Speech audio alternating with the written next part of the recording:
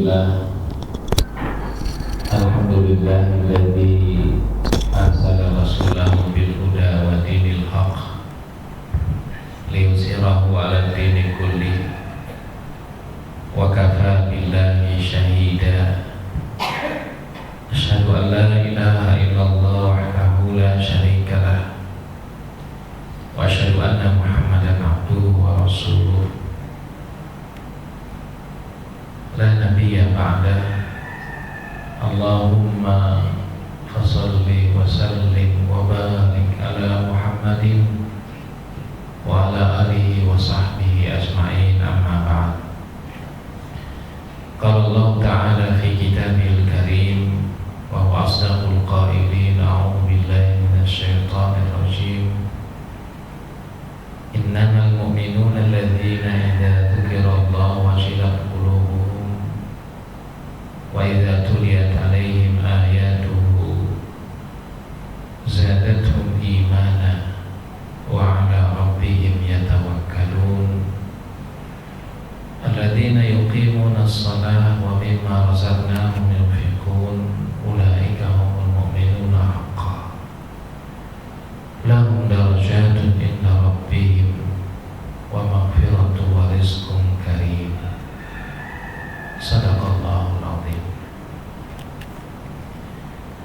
Ma'asyiral muslimin wal muslimat rahimakumullah. Hadirin Bapak dan Ibu jamaah salat subuh yang berbahagia.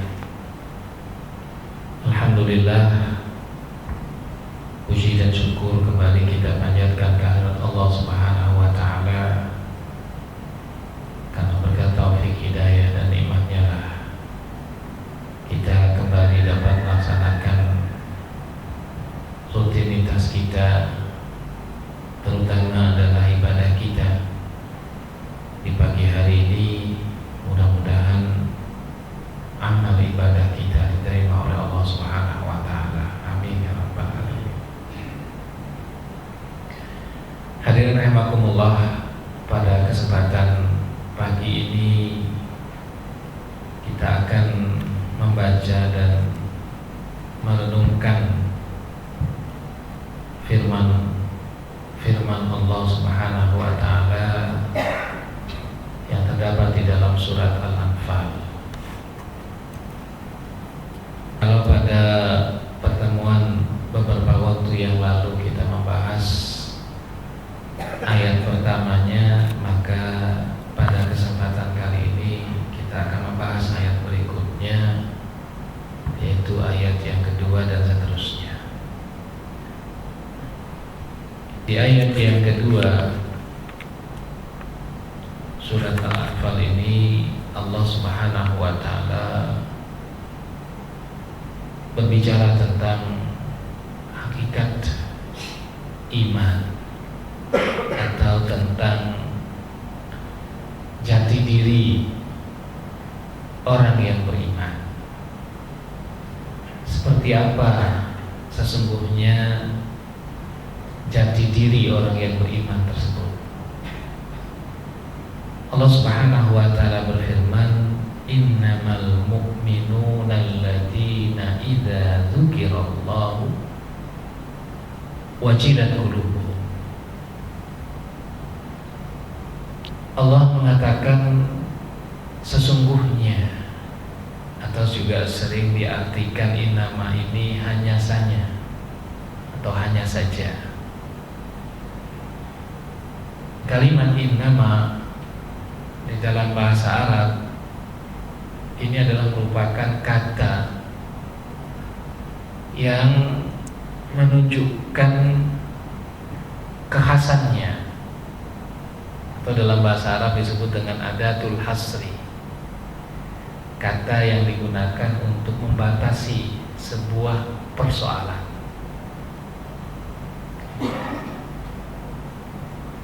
Dengan kata lain, Allah Subhanahu wa taala ingin mengatakan bahwa yang namanya orang-orang beriman itu harus kira-kira memiliki sifat-sifat berikut ini. Itu kalau kita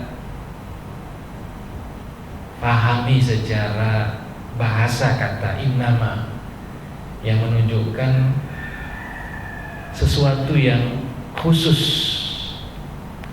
ya, sesuatu yang khusus. Allah mengatakan innamal mu'minuna, sesungguhnya orang-orang yang beriman itu alladzina idza dzukirallah, yang apabila disebut nama Allah wajilat qulubuhum, hatinya itu bergetar, hatinya itu memiliki rasa takut ketika nama Allah Subhanahu wa taala disebut.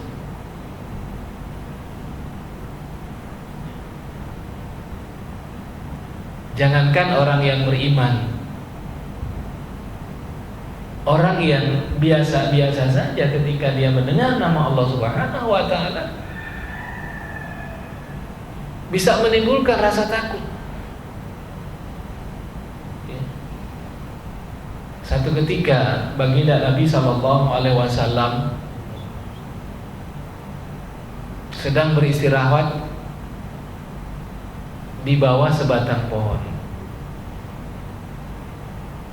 karena begitu panjang perjalanan yang beliau lakukan dalam rangka jihad fisabilillah. Beliau pun beristirahat dan memerintahkan sahabat-sahabat yang lain untuk beristirahat, cari posisi yang menyenangkan. Nah, Rasulullah SAW mendapatkan sebatang pohon, beliau istirahat di bawah pohon tersebut. Lalu beliau meletakkan pedangnya itu di pohon tersebut, dan Rasulullah pun beristirahat sampai beliau tertidur. Tiba-tiba dia kaget dengan suara yang membangunkan dengan nada yang agak sedikit tinggi. Lebih-lebih ketika itu dia melihat pedangnya itu sudah terhunus dan dipegang oleh orang yang membangunkan tadi. Rupanya ada musuh yang menyusup ke barisan Rasulullah SAW dan berhasil menerobos sampai kepada pimpinan yang tertinggi kaum muslimin Rasulullah SAW, dan mengambil pedang Rasulullah SAW lalu menghunuskannya ke arah Rasulullah SAW sambil mengatakan, siapa yang bisa menyelamatkan kamu dari pedang ini?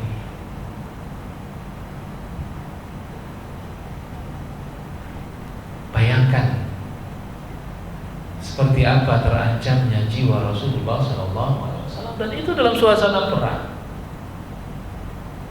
Pimpinan perang itu selalu menjadi target, sebab kalau pimpinan perang sudah terbunuh, ya, selesailah perang, berarti dimenangkan oleh pihak yang berhasil membunuh pimpinan tersebut. Apa jawab Rasulullah SAW? Rasulullah dengan mantap, dengan yakin, beliau mengatakan, Allah, ya, Allah yang akan melindungi aku dari pedang ini. Apa yang terjadi ketika Rasul menyebutkan kata Allah?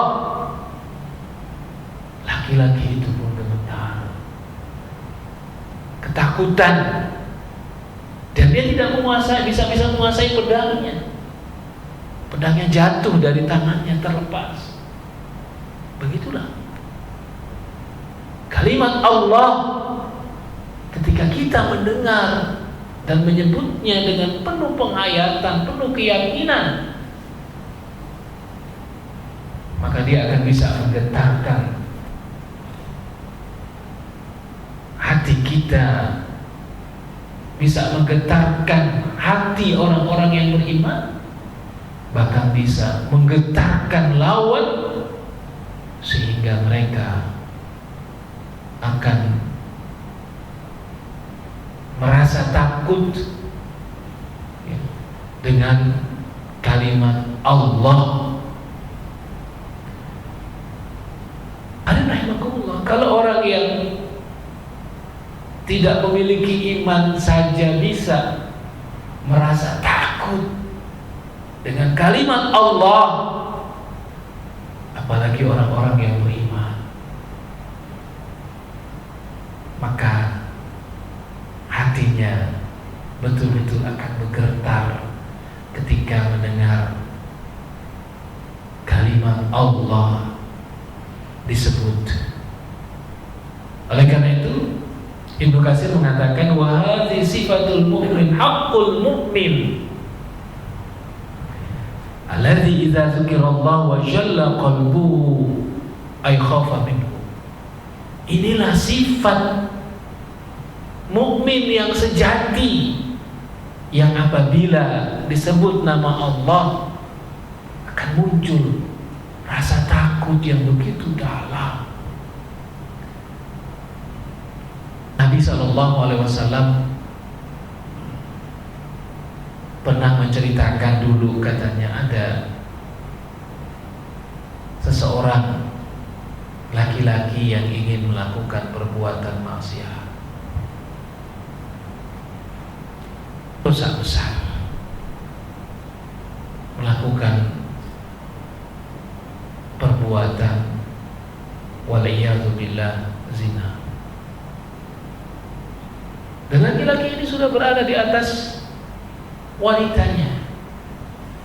Tapi begitu laki-laki itu ingin melakukan perbuatan dosa itu, sang perempuan menyebutkan kalimat Allah atau kalimat yang ada unsur Allahnya, maka seketika itu pula muncul rasa takut yang luar biasa pada laki-laki tersebut, dan akhirnya dia pun mengurungkan, membatalkan keinginannya untuk berbuat maksiat.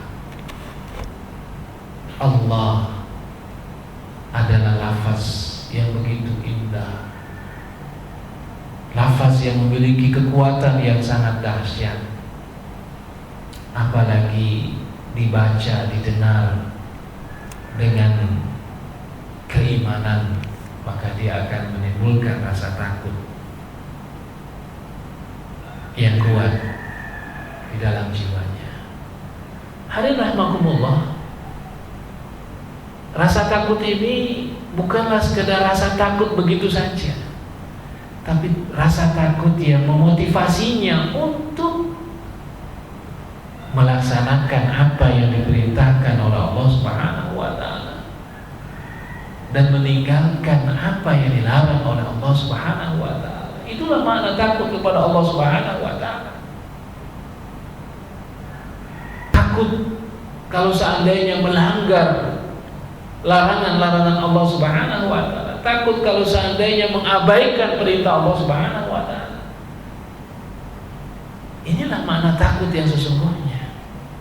Ya, fa fa'ala awamirahu wa taraka zawajirahu, sehingga dengan perasaan takut itulah dia akan melaksanakan perintah Allah Subhanahu wa taala dan meninggalkan larangan Allah Subhanahu wa taala. Itulah makna khasyah, takut kepada Allah Subhanahu wa taala. Takut kalau Allah murka lantaran tidak melaksanakan perintahnya atau lantaran melanggar larangan Allah Subhanahu wa taala. Hadirin rahimakumullah, dalam ayat ini ketika Allah Subhanahu wa taala berbicara tentang orang-orang yang beriman, itu yang disoroti pertama adalah hatinya. Bukan penampilannya, bukan ucapannya.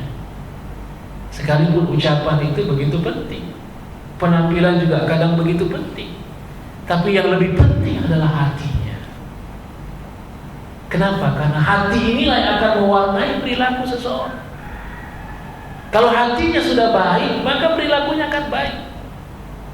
Tapi kalau hatinya rusak, hatinya tidak baik, sulit diharapkan kebaikan yang muncul pada diri orang seperti ini.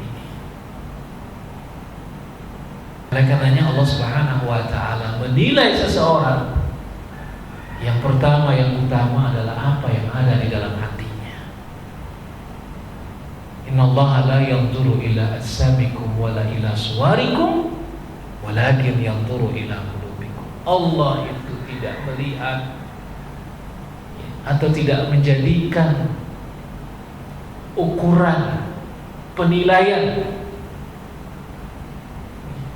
apa yang ada di dalam diri kita atau penampilan kita. Akan tetapi yang Allah nilai, yang Allah lihat, yang menjadi ukuran Allah Subhanahu wa taala untuk menilai seseorang adalah apa yang ada di dalam hati kita. Karena hati itulah yang akan mewarnai perilaku kita, tingkah laku kita, amal lahiriah kita. Di dalam hadis yang lain Rasulullah SAW mengatakan, ala inna fil jasadi mudghatan iza salahat salahal jasadu kulluhu wa iza fasadat fasadal jasadu kulluhu ala wa hiya qalb. Ketahuilah bahwa di dalam tubuh manusia itu ada segumpal daging yang begitu besar pengaruhnya di dalam diri manusia, begitu dominan. Bahkan ya, seorang sahabat mengumpamakan segumpal daging ini ibarat raja di dalam sebuah kekuasaan, di dalam sebuah pemerintahan yang kekuasaannya begitu besar, yang bisa menyuruh, menginstruksikan menteri-menterinya untuk melakukan apa saja yang diinginkan oleh raja tersebut. Sehingga kata Nabi SAW, "Iza salahat salahal jasadu kullu." Apabila yang segumpal ini baik, maka baiklah seluruh tubuh orang tersebut. Namun sebaliknya, apabila rusak, maka rusaklah seluruh jasad orang tersebut. Kemudian Nabi SAW menyebutkan dan mengidentifikasikan segumpal daging tersebut adalah hati yang ada di dalam diri kita. Itulah kenapa Allah Subhanahu wa taala memfokuskan pada ayat ini. Yang pertama adalah persoalan hati. Wajilat qulubukum. Di samping itu, hati inilah tempat iman kita, tempat keyakinan kita bersemayam. Dan idealnya memang keyakinan kita itu, iman kita itu bersemayam di dalam hati kita, bukan hanya sebatas pada lisan kita saja. Yang namanya iman itu harus ada keyakinan yang dalam di dalam jiwa kita. Qaulun bil lisan, iqrarun bil jinan, wa amalun bil arkan. Itulah definisi iman. Jadi Allah Subhanahu wa taala mengawali ketika berbicara tentang orang-orang yang beriman itu dengan menyebutkan hatinya, karena hati ini begitu penting. Hati ini begitu strategis. Hati ini yang menjadi pusat penilaian Allah Subhanahu wa taala. Hati ini akan memberikan pengaruh di dalam kehidupan kita, di dalam perilaku kita sehari-hari. Dan oleh karenanya orang-orang yang selamat nanti menghadap Allah Subhanahu wa taala adalah orang-orang yang memiliki hati yang bersih. Di dalam ayat yang lain Allah Subhanahu wa taala berfirman, "Yauma la yanfa'u malun wala banun illa man atallaha biqalbin salim." Pada hari kiamat nanti harta kekayaan kita yang begitu banyak, yang begitu melimpah, sehingga sering melalaikan seseorang harta yang banyak itu tidak akan bermanfaat kecuali harta yang dibelanjakan di jalan Allah Subhanahu wa taala. Begitu juga dengan anak yang mungkin begitu kita banggakan prestasinya, juga tidak memberikan manfaat kepada kita. Yang memberikan manfaat kepada kita, yang membuat kita selamat nanti adalah illa man atallaha biqalbin salim, kecuali orang yang datang kepada Allah Subhanahu wa ta'ala dengan hati yang bersih. Dan memang tidak mudah untuk memiliki hati yang bersih. Banyak orang tahu dengki itu adalah sebuah hal yang termasuk dosa, bahkan dosa besar. Tapi tidak sedikit orang yang tetap melakukan perbuatan dengki. Kadang-kadang dengki dengan orang yang memiliki kekayaan, dengki dengan orang yang memiliki jabatan, dengki orang yang memiliki ilmu, dengki orang yang memiliki semangat, ya, berjuang membela agama Allah Subhanahu wa ta'ala, ya. Itu begitu luar biasa. Sehingga dengki ini salah satu penyakit hati yang memang diprediksikan oleh Nabi SAW akan melanda umat ini, ya. Nabi mengatakan akan melanda kalian penyakit umat-umat terdahulu, yaitu dengki, ya. Sehingga kemudian Allah pun menurunkan satu surat khusus yang kaitannya dengan dengki, ya. Itu surat Al-Hasan.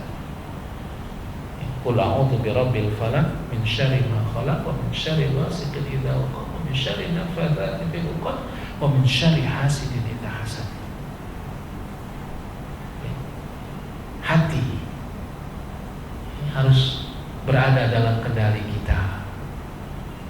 Hati harus berada dalam kontrol kita. Jangan sampai penyakit-penyakit hati tumbuh subur di dalam jiwa kita, yang kemudian kita tidak bisa lagi merasakan keagungan Allah, kebesaran Allah Subhanahu wa ta'ala, dan takut ketika nama Allah Subhanahu wa ta'ala disebut.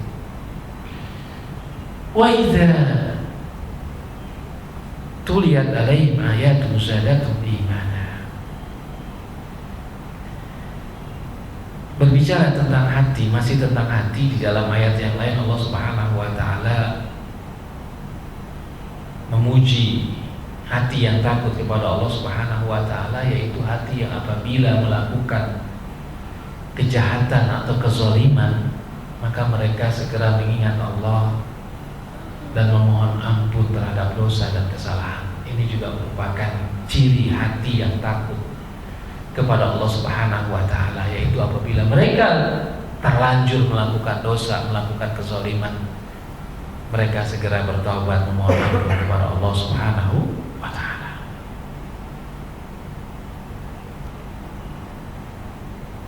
Di sini ada penafsiran yang menarik yang dikemukakan oleh As-Sudi ketika dia mengatakan, ketika beliau menafsirkan firman Allah, innamal mu'minuna alladzina idza dzukirallahu wajilat qulubuhum. Kata beliau adalah wa rajulu yuridu an yadlima aw qala yahumu bi ma'siyatin fayuqala ittaqillah fayajulla qalbuhu.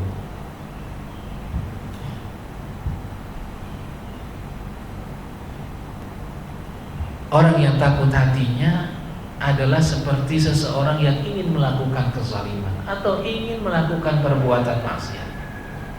Tiba-tiba ada yang mengingatkannya, bertakwalah kamu kepada Allah, atau janganlah kamu lakukan perbuatan dosa itu, karena Allah melihat perbuatan kamu, karena nanti Allah akan meminta pertanggungjawaban terhadap dosa dan maksiat yang akan kamu lakukan. Maka ketika diingatkan seperti itu, dia pun takut lalu meninggalkan perbuatan maksiat tersebut, ya. Dan yang menarik lagi, kata Abu Darda, ya, ketika ada perasaan takut untuk melakukan dosa, melakukan maksiat, ya, maka berdoalah kepada Allah Subhanahu wa ta'ala, ya. Karena dengan berdoa itu, keinginan untuk melakukan perbuatan dosa, perbuatan maksiat itu akan mudah kita tinggalkan. Jadi kalau kita tidak ingin terjebak ke dalam dosa, ke dalam perbuatan zalim, ketika ada pikiran-pikiran untuk melakukan dosa, melakukan kezaliman, itu segera dihilangkan.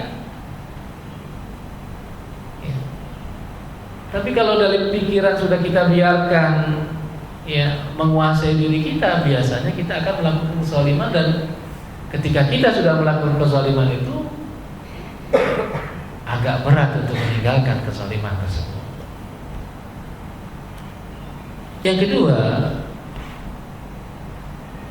ciri mukmin sejati itu adalah wa iza tuliyat alaihim ayatu zadatul iman.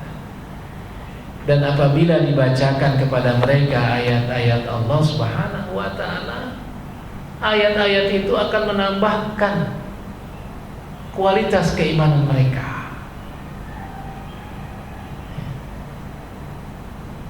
Ini ciri yang kedua, ciri mukmin sejati, yaitu begitu sensitif dan dekat dengan ayat-ayat Allah Subhanahu wa taala. Begitu luar biasa koneksnya dengan ayat-ayat Allah Subhanahu wa taala, sehingga ketika ayat-ayat itu dibacakan, dia akan mendengar dengan seksama dan kemudian meresapi ke dalam jiwanya, sehingga kemudian secara otomatis imannya pun bertambah, kualitas imannya pun bertambah. Ayat ini kata para ulama menunjukkan bahwa iman itu bisa bertambah dan iman itu juga bisa berkurang. Iman itu tidak stabil, ya. Iman itu mengalami fluktuatif, bisa bertambah menjadi baik dan berkualitas, bisa berkurang menjadi rendah dan bahkan hilang. Nauzubillah min dzalik. Oleh karenanya, iman ini harus kita jaga, harus kita pelihara, harus kita rawat. Ibarat pohonan, atau di dalam ayat yang lain Allah Subhanahu wa taala mengumpamakan iman itu ibarat pohon yang membutuhkan perawatan, yang membutuhkan ya air yang cukup, sehingga nanti menghasilkan buah, dan buah itu bisa dinikmati oleh masyarakat sekitarnya atau oleh orang lain.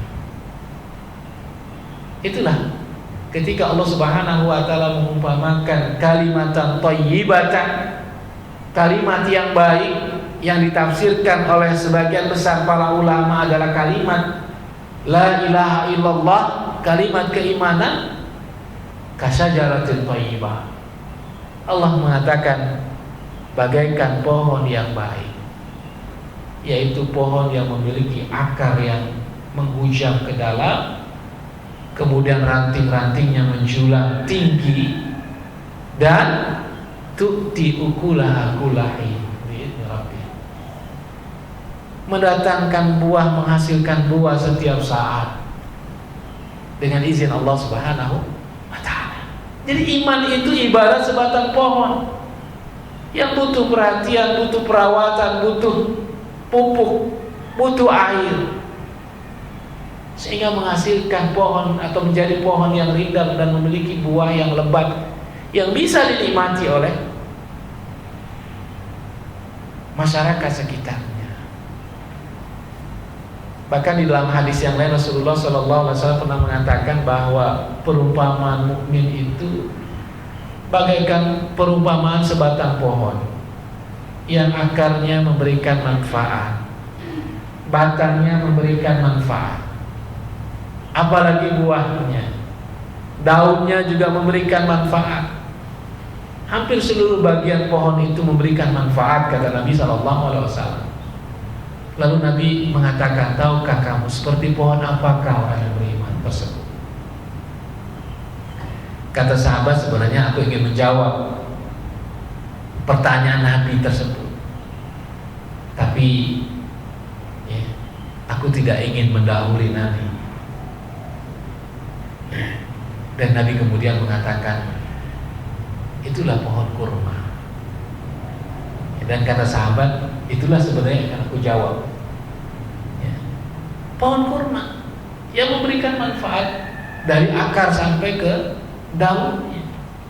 Atau kalau konteks kedisinian, ya, ke Indonesia adalah pohon kelapa yang memberikan manfaat yang begitu luar biasa dari akar sampai daunnya. Hampir boleh dikatakan tidak ada bagian pohon kelapa yang tidak bisa dimanfaatkan. Semua bisa dimanfaatkan. Begitulah orang yang beriman. Keberadaannya memberikan manfaat bagi lingkungannya, bagi orang lain. Sehingga Nabi SAW memuji orang yang paling banyak manfaatnya. Nabi mengatakan khairukum anfa'akum linnas. Sebaik-baik kalian adalah yang paling banyak memberikan manfaat kepada orang lain. Ya. Dengan segala apa yang kita miliki, manfaat harta yang kita miliki, manfaat jabatan yang kita miliki, manfaat ya, fisik yang kita miliki, manfaat pikiran, kecerdasan dan ilmu yang kita miliki. Karena semua ini bisa kita berikan manfaat, kita bisa ya, optimalkan manfaatnya. Bukan hanya dengan harta, bukan hanya dengan jabatan, bukan hanya dengan pikiran, semua bisa kita berikan manfaat. Ya. Termasuk adalah ya, meletakkan sampah pada tempatnya, atau menjaga kebersihan, menjaga kerapian, menjaga keindahan ya, di lingkungan kita, terutama adalah masjid kita, tempat ibadah. Ini juga bagian dari manfaat kita ya. Begitulah iman itu fluktuatif. Iman itu bisa besar dan bisa mengecil ya. Iman itu bisa dahsyat tapi bisa lemah dan seterusnya. Nah, di antara cara kita untuk menguatkan iman adalah dengan mendengarkan ayat-ayat Allah Subhanahu wa taala, firman-firman Allah Subhanahu wa taala. Kalau dulu orang Arab atau sahabat itu memang cukup dia mendengarkan karena dia akan paham. Karena Al-Qur'an dalam bentuk bahasa Arab. Nah, kalau kita ya belum paham bahasa Arab, ya mendengarkan sambil memahami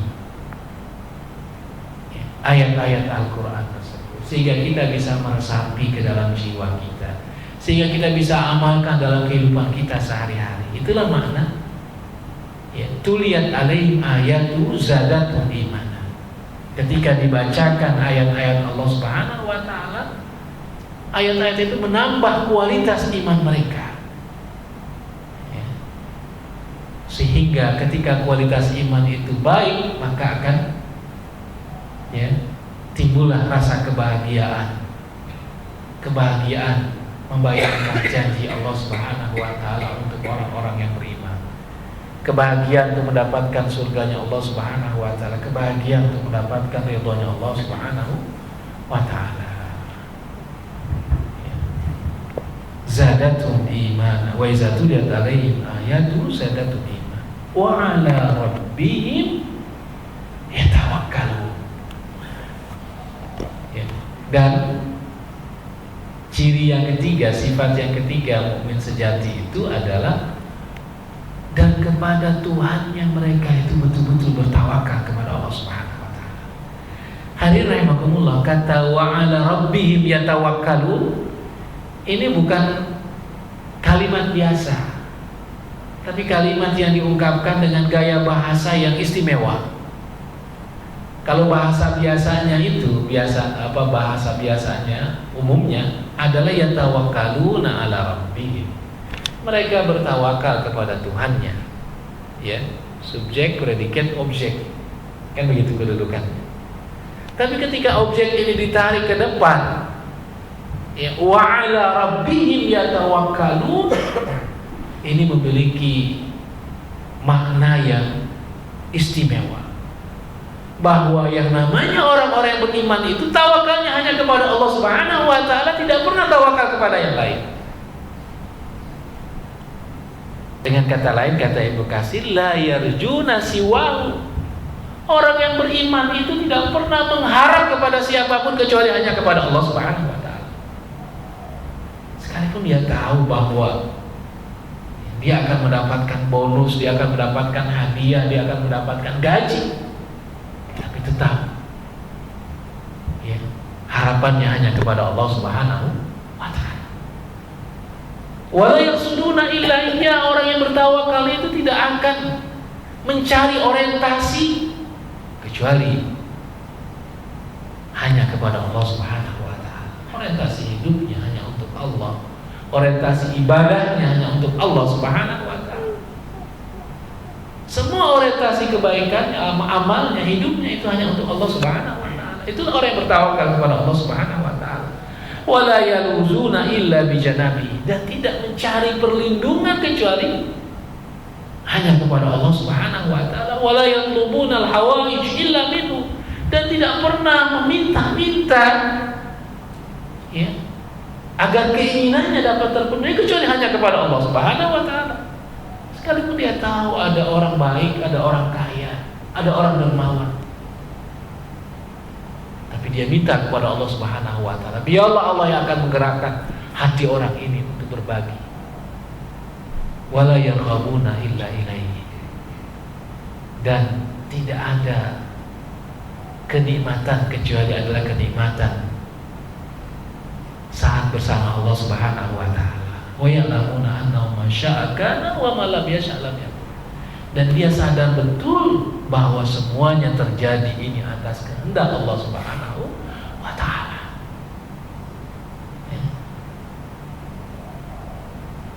Oleh karena itu kata Sa'id bin Jubair, at-tawakkul 'ala Allah jima'ul iman. Tawakal kepada Allah Subhanahu wa taala itu adalah makna dari seluruh keimanan. Jadi keimanan seseorang itu, makna iman itu ya, itu intinya adalah sejauh mana ketawakalan seseorang kepada Allah Subhanahu wa taala. Mengharap hanya kepada Allah, menggantungkan harapan hanya kepada Allah, meminta hanya kepada Allah Subhanahu wa taala, yakin bahwa semua terjadi atas kehendak Allah Subhanahu wa taala, itulah tawakal.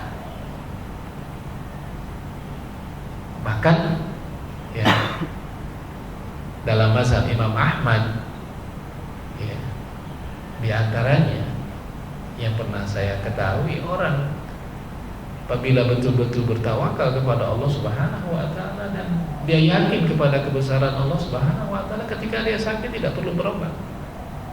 Sampai sejauh itu. Ya, tawakalnya kepada Allah Subhanahu wa taala. Kenapa? Karena Allah yang menyembuhkan, sekalipun dibolehkan kalau kita pergi ke rumah sakit untuk berobat karena itu bagian dari ikhtiar gitu kan. Tapi ketika dia yakin bahwa Allah yang menyembuhkannya, ya, Allah juga yang dengan tanda kutip memberikan penyakit, dia tawakal kepada Allah Subhanahu wa taala. Kan obat itu tidak menyembuhkan, usaha dokter itu tidak menyembuhkan. Yang menyembuhkan Allah Subhanahu wa taala. Fa idza maridtu fa huwa yashfi. Apabila aku sakit, dialah Allah Subhanahu wa taala yang menyembuhkan. Ya. Sehingga kalau kita tidak punya duit bisa untuk ke rumah sakit, enggak perlu cemas gitu kan. Tinggal kita perkuat saja tawakal kita kepada Allah Subhanahu wa taala. Begitu juga ketika kita tidak punya uang, kita tidak perlu cemas berlebih. Tinggal kita perkuat tawakal kita kepada Allah Subhanahu wa taala. Ya. Di dalam hadis yang lain Nabi sallallahu alaihi wasallam mengatakan, "Lau annakum tatawakkaluna haqqa tawakkuli, ya, la razaqakumullah kama yarzuqut tayr, yabdu himasan wa yaruhu bitana." Seandainya kalian betul-betul bertawakal kepada Allah Subhanahu wa taala, ya, Allah pasti akan memberikan rezeki kepada kamu sebagaimana Allah memberikan rezeki kepada seekor burung. Pagi keluar dari sarangnya dalam keadaan kempis perutnya, tapi begitu sore hari penuh terisi. Begitulah kalau kita tawakal kepada Allah Subhanahu wa taala yang mustahil menurut kita Itu tidak mustahil bagi Allah Subhanahu wa taala. Dulu ketika Nabi Musa berjuang untuk membebaskan Bani Israel dari cengkraman Fir'aun, yang kemudian Nabi Musa itu dikejar-kejar oleh Fir'aun, ya kan? Nabi Musa sudah berusaha menghindar dari kejaran Fir'aun, tapi kemudian di hadapannya ada lautan. Dia tidak mungkin lagi untuk lari menghindar dari kejaran Fir'aun, sehingga pengikutnya itu sudah ketakutan. Kita nggak bisa selamat dari kejaran Fir'aun, lihat mereka semakin dekat, kita akan ketangkap, kita akan terbunuh ya, karena memang logika manusia tidak ada lagi jalan selamat. Tapi Nabi Musa adalah seorang nabi yang begitu besar tawakalnya kepada Allah Subhanahu wa taala. Ketika umatnya sudah gelisah ketakutan terhadap tentara Fir'aun, apa kata Nabi Musa? Kalla inna rabbi sayahdi. Sekali-kali mereka tidak akan bisa menangkap kita, membunuh kita. Allah pasti akan memberikan petunjuk kepada kita. Apa yang terjadi? Tiba-tiba dengan izin Allah, setelah Allah memerintahkan Musa untuk memukulkan tongkatnya ke lautan, terbentanglah jalan yang luas. Coba, ya kan? Kalau logika kita nggak bisa, pikiran kita nggak bisa, kita sudah ya terhadap oleh lautan. Tapi bagi Allah Subhanahu wa taala tidak ada yang mustahil. Ya. Sama ketika Nabi SAW dan Abu Bakar berada di dalam goa saat beliau hijrah ke Madinah, ya, Goa Sur. Itu kan Abu Bakar merasa takut dan khawatir keselamatan Rasulullah SAW. Kenapa? Karena orang-orang musyrik itu ada di dalam, berada di mulut goa tersebut, dan Abu Bakar melihatnya, ya, kaki-kaki mereka. Ya, kata Abu Bakar, seandainya mereka melongokkan kepalanya ke dalam goa itu, pasti mereka melihat kita. Ya. Tapi Rasulullah SAW seorang nabi yang memiliki tawakal yang begitu besar kepada Allah Subhanahu wa taala. Apa kata Rasulullah? Ma dhannaka ya Abu Bakr bisnaini Allahu salisuhuma. Wahai Abu Bakar, janganlah kamu menyangka bahwa kita hanya berdua, kita bertiga dengan Allah Subhanahu wa taala, dan Allah akan melindungi kita. Dan ternyata betul. Itulah tawakal kepada Allah Subhanahu wa taala. Ya. Kalau kita tawakal kepada Allah Subhanahu wa taala, sesuatu yang mustahil menurut kita, itu tidak ada yang mustahil bagi Allah Subhanahu wa taala. Ya. Dan tawakal sekali lagi ini merupakan bagian dari amal qalbu, amal hati kita. Ketika iman kita kuat, biasanya tawakal kita kepada Allah juga baik. Ya. Dan ketika kita ingin memiliki iman yang kuat, tawakal yang baik, maka tingkatkanlah iman kita dengan sering-sering berinteraksi dengan ayat-ayat Allah Subhanahu wa taala melalui ya bacaan Al-Qur'an, ataupun mendengarkan Al-Quran, ataupun mentadabburkan Al-Quran, maka insya Allah iman kita akan selalu terjaga, bertambah, dan semakin baik kualitasnya. Hadirin rahimakumullah, inilah yang bisa saya sampaikan dalam kesempatan kali ini. Mungkin ada sisa waktu yang bisa kita gunakan untuk tanya jawab sebelum waktu syuruk yang berapa? 6:05, ya baik. Fadhil. Alhamdulillahirrahmanirrahim. Alhamdulillah, ayat kedua dari surat Al-Anfal telah dibahas oleh Ustaz. Sekiranya ada pertanyaan untuk pendalaman ataupun sesuatu yang ingin ditanyakan, kami persilakan. Silakan, Pak Jis. Assalamualaikum warahmatullahi wabarakatuh. Kemudian dari ayat tersebut Ustaz, yang kalimat semuanya orang-orang beriman itu tidak disebut dengan Allah. Mau berbuka dari bacakan ayat Allah iman. Salah satu disebut Ustaz dalam istilah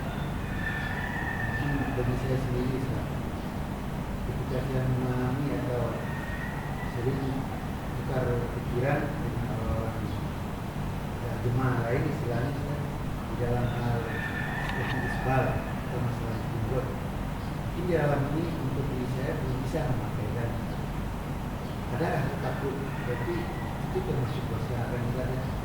Tapi di dalam memahami tersebut saya menanyakan kepada guru-guru pemahaman guru yang lain, yaitu termasuk masalah ya istilahnya mungkin ikhtilaf dalam pendapat. Nah, menurut Ustaz seperti di dalam isbal atau masalah jenggot ini, rasa takut yang saya miliki tersebut itu dalam keraguan sebenarnya seperti apa? Apakah itu termasuk bagian-bagian ayat? Apakah saya lagi di dalam memahami hadis tersebut? Tolong dijelaskan. Baik. Mungkin ada lagi sebelum dijawab dari ibunya. Saya dijawab dulu insyaallah. Baik. Terima kasih atas pertanyaannya. Memahami syariat Islam terutama kaitannya dengan fikih itu memang kita tidak bisa melihat persoalan itu secara hitam dan putih, karena dalam masalah fikih itu memang sangat luas sekali perdebatannya. Setiap ulama, setiap orang itu memiliki cara pandang yang kadang berbeda satu dengan yang lainnya. Dan ini adalah sebagai sesuatu yang wajar dan sunatullah, asalkan kita bijak dan dewasa dalam mensikapinya. Ya, karena memang Allah Subhanahu wa Ta'ala menciptakan manusia ini sangat beragam sekali. Ya, dari segi bahasanya, dari segi warnanya, karakternya, termasuk dari segi intelektualitasnya. Allah Subhanahu wa Ta'ala menciptakan manusia dengan segala keberagaman tersebut. Sehingga memang dalam masalah-masalah fikih, ya, terutama pada bagian-bagian cabangnya, itu kita tidak bisa memaksakan seseorang untuk mengikuti pendapat kita, ya. Karena memang tadi ada peluang perbedaan dari sebuah teks yang disampaikan oleh Nabi SAW. Jangankan di zaman sekarang yang tidak ada Nabi sebagai ya penyelesaian dari konflik atau perselisihan yang apabila terjadi di tengah-tengah kaum. Di zaman Nabi saja terjadi perbedaan-perbedaan tersebut. Ya. Dan Nabi membiarkan dan membenarkan perbedaan-perbedaan tersebut. Ya.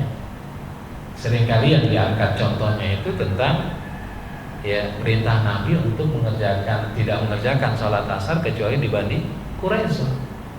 Secara tekstual kan jelas Nabi melarang untuk mengerjakan sholat asar kecuali di Bani Quraisyah. Teksnya seperti itu.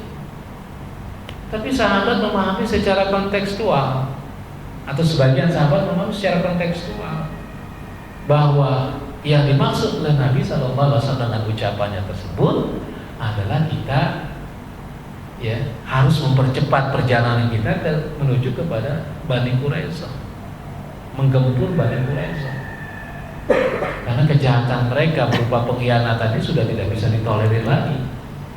Kan begitu penafsiran sahabat, ya, pemahaman sebagian sahabat itu jelas-jelas ya bertentangan dengan teksnya, ya kan? Nabi memerintahkan jangan sholat asar kecuali di perkampungan Bani Quraisyah.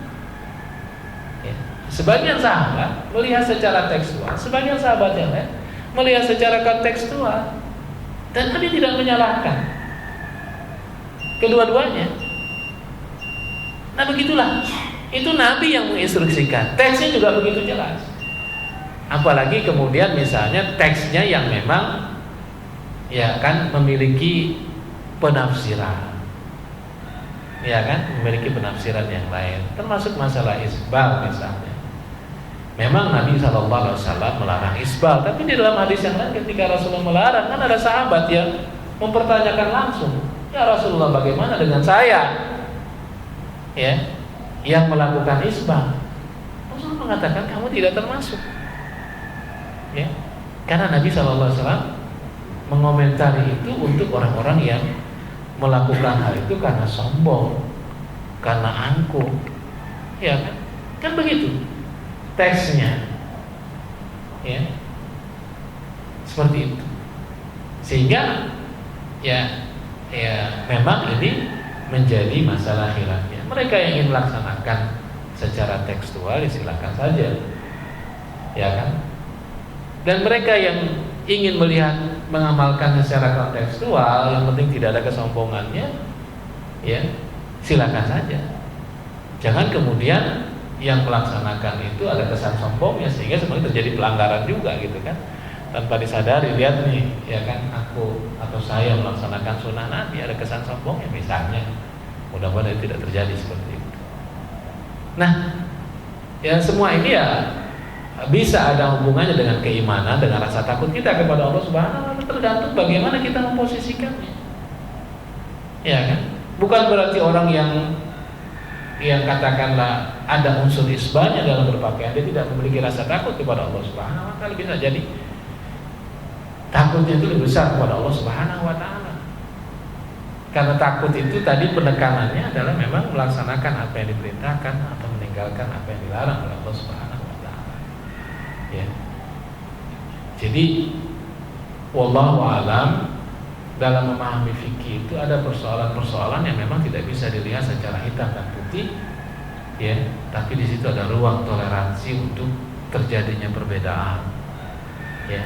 Dan ya bisa jadi ini juga menunjukkan ya rasa takut atau tidaknya seseorang kepada Allah Subhanahu wa Ta'ala tergantung sejauh mana dia mengamalkan perintah-perintah Allah Subhanahu wa Ta'ala yang lain. Sebab kata Nabi SAW dalam hadis yang lain ketika sahabat bertanya, ya Rasulullah, apa yang Allah wajibkan kepadaku? Salat 5 waktu, ada yang lain tidak? Apalagi puasa di bulan Ramadan, ada yang lain tidak? Apalagi zakat, ya, ada yang lain tidak? Apalagi haji, ada yang lain tidak? Ya Rasulullah, katanya, aku tidak akan menambah dan tidak akan mengurang ajaran Islam yang tadi itu. Apa kata Nabi? Aflah in sadaq, orang ini akan beruntung mendapatkan surga karena memang dia konsisten mengamalkan apa yang difardukan oleh Allah Subhanahu wa Ta'ala, ya, dan ya, meninggalkan apa yang dilarang oleh Allah Subhanahu wa Ta'ala. Atau kesannya di sini adalah melaksanakan apa yang diperintahkan oleh Allah Subhanahu wa Ta'ala. Oleh karena itu yang paling utama adalah melaksanakan apa yang diperintahkan oleh Allah Subhanahu wa Ta'ala, baru di bawahnya meninggalkan larangan Allah Subhanahu wa Ta'ala. Wallahu a'lam bishawab. Terima kasih Ustaz untuk penjelasannya. Baiknya salat syuruk 10 menit setelah syuruk itu secara penjelasan para ulama. Jadi kita tidak terburu-buru untuk melaksanakannya. Itu buat kehati-hatian daripada ada ajaran yang agama lain bahwasanya penyembahan terhadap matahari, itu kita menghindari. Sehingga baiknya ibadah syuruk ini, salat syuruk ini 10 menit ataupun 1 tongkat misalnya,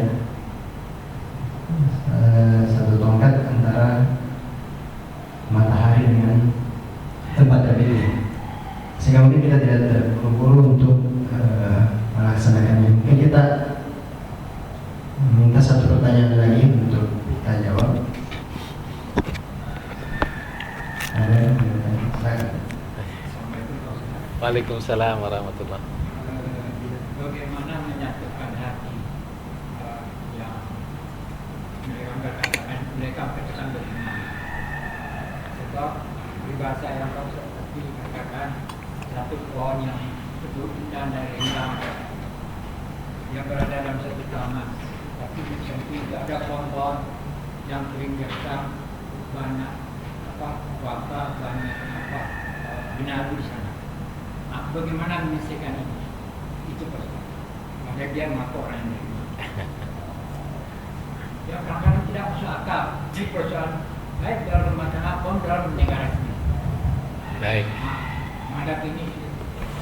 Kadang-kadang kita tidak masuk akal bahwa ini bisa diputuskan begini, tapi dicari dari yang bermacam-macam sehingga mengabulkan permasalahan yang Baik. mungkin kita berbeda. Baik. Terima kasih. Ada satu tulisan yang menarik menurut saya. Satu ketika seorang syekh besar Muhammad Al-Ghazali ditanya, pertanyaan sederhana, apa hukum orang yang meninggalkan sholat? Sederhana pertanyaan, hukum meninggalkan sholat. Jawabannya pasti ada dosa besar.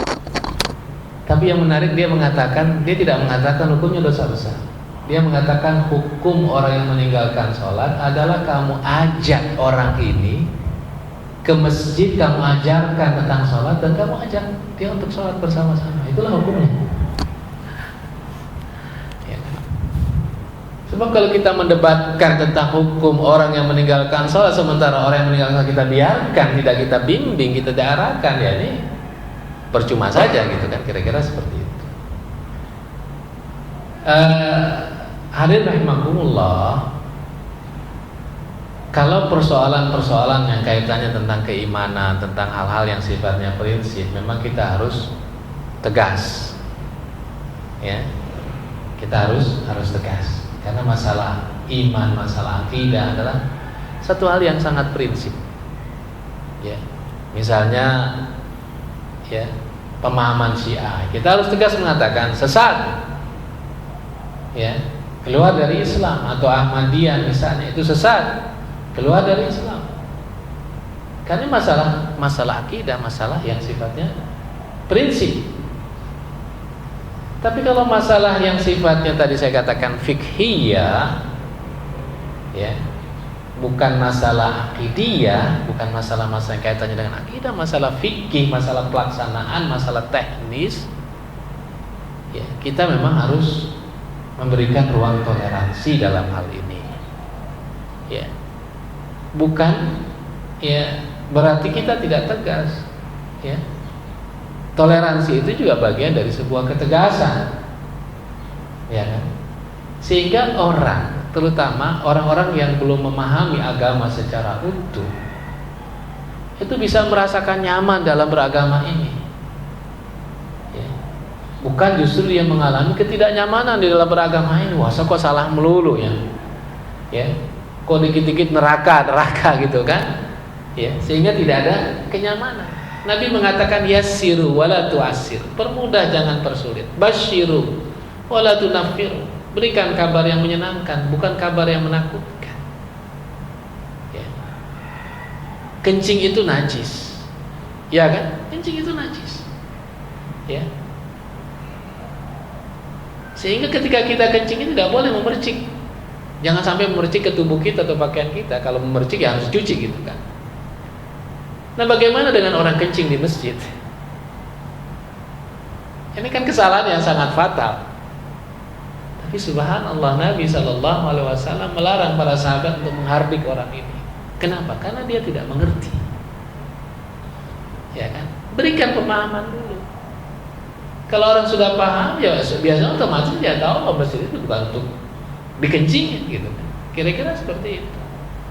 Nah, kita begitulah ketika kita ingin memberikan, ya, penjelasan tentang Islam atau ingin orang itu komitmen dengan ajaran, berikan penjelasan, berikan rasa nyaman sehingga dia merasakan kenyamanan di dalam beragama ini, bukan tadi kekhawatiran, ketakutan dan lain sebagainya.